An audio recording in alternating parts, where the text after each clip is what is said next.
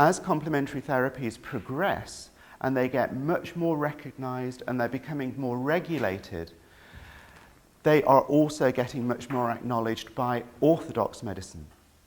So there is a greater and greater and greater dialogue between what are termed lay practitioners, which is a horrible term, I hate that term, but what are termed lay practitioners, and the orthodox medics. And there's sort of a common ground in the middle where you've got to meet each other. They've got to drop this arrogant expectation that you know absolutely everything there is to know about the body and pathology and medicine and so on.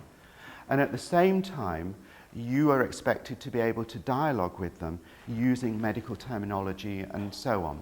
So terminology is important and you do need to get to grips with it.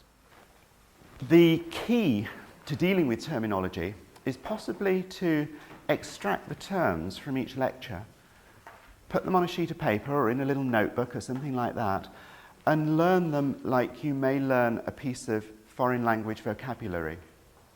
And the best way that people seem to find is to literally write down the term on one side, something like that, and on the reverse, the meaning of it.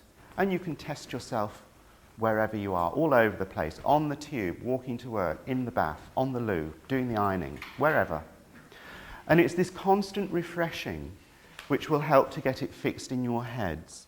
The other thing that I would advise you to do with regard to managing this subject is to learn a little and often.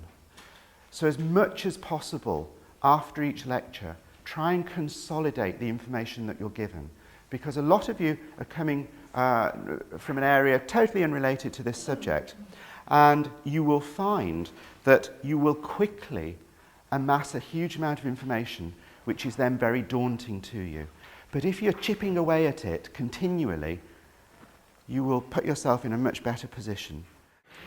Now, the remit for today is Introduction to Medicine. Terminology we'll deal with as we come to it in each particular module. So what I'm going to do today is actually cytology, which forms the basis of all that's to come. So we're going to look at the study of cells and also tissues. And then from there, we will start to launch into the different parts of the body. So, cytology. Anything that you come across that has the prefix cyto or cyte means pertaining to cells.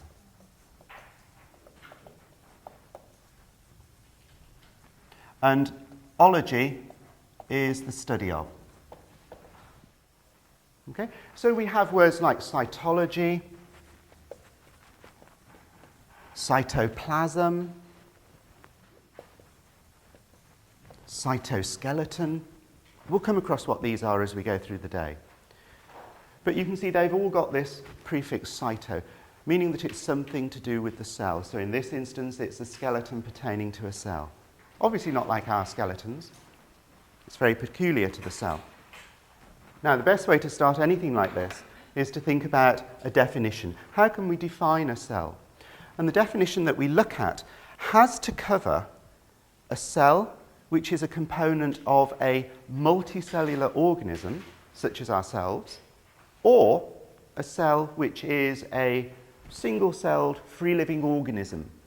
Have you heard of an amoeba? This little single cell that sludges around the bottoms of ponds and what have you. So our definition has to encompass all of that.